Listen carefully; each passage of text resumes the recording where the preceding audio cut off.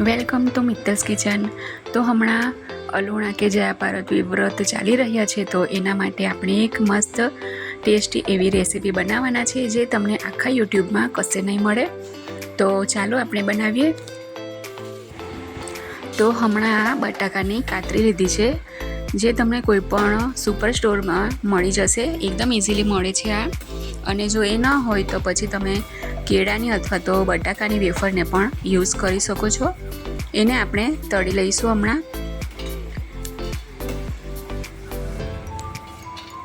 આ એકદમ મોડી આવે છે, સોલ્ટ વગરની આવે છે, એટલે આપણે અલુણામાં ખાઈ શકીએ છીએ. એને આપણે ફ્રાય કરી લઈશું.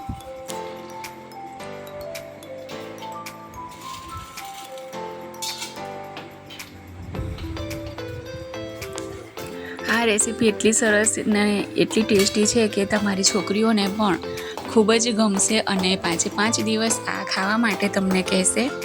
તો તમે જરૂરથી બનાવજો.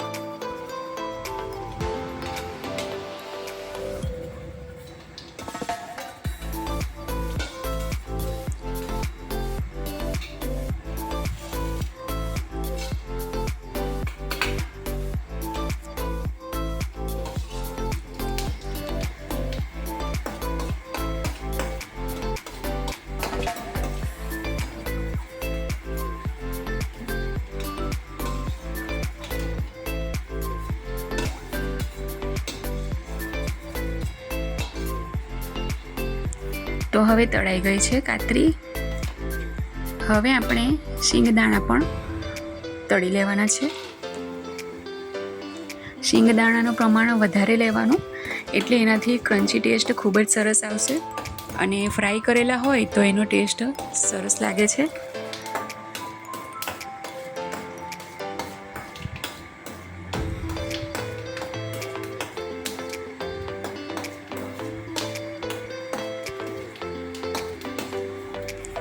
હવે આપણે એને કાઢી લઈશું.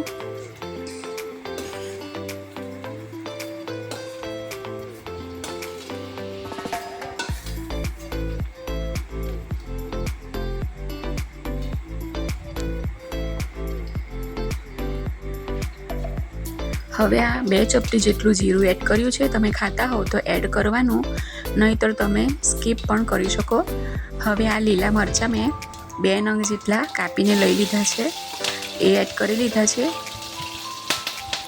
એની સાથે જ બાફેલા બટાકા છે એ પણ આપણે એડ કરીશું. અને થોડા એની પર બર્નિંગ ઇફેક્ટ જે થોડું લાલ થાય ત્યાં સુધી આપણે એને થવા દેવાના છે. એટલે કે એની ઉપર જે એની જે લેયર આવે છે એ થોડી ક્રન્ચી લાગે, એવી રીતનું આપણે કરીશું. અને આ 5 થી 6 નંગ કઢી લીમડાના પાન લીધા છે. એનાથી ટેસ્ટ ખૂબ સરસ આવે છે અને ખાવાનું પણ સારું લાગે છે.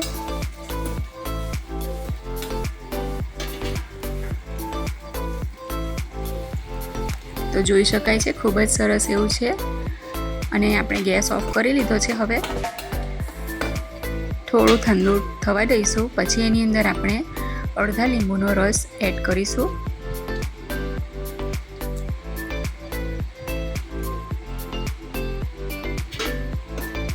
હવે બધું બરાબર મિક્સ કરી લઈશું ફરીથી. હવે આપણે એક પ્લેટમાં બધું એસેમ્બલ કરીશું. તો એક ડીશ લઈ લેવાની છે. એની અંદર જે આપણે બટાકા બનાવ્યા છે એ લઈ લઈશું.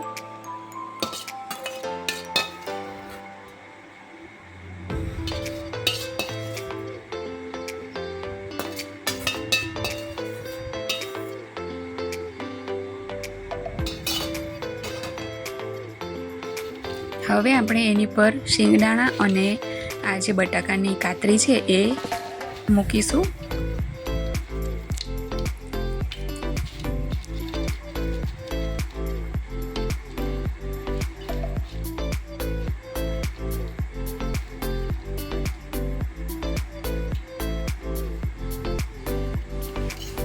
હવે આ હું દહીં લીધું છે. દહીંની અંદર દહીં થોડું ખાટું હોય એવું લેવાનું, એટલે ખાટો મીઠો સરસ ટેસ્ટ આવશે. દહીંની અંદર ખાંડ નાખીને સરસ એવું કરી લીધું છે. આપણે ફેટી લેવાનું છે થોડું, એટલે ખાટું મીઠું ખૂબ સરસ લાગે છે.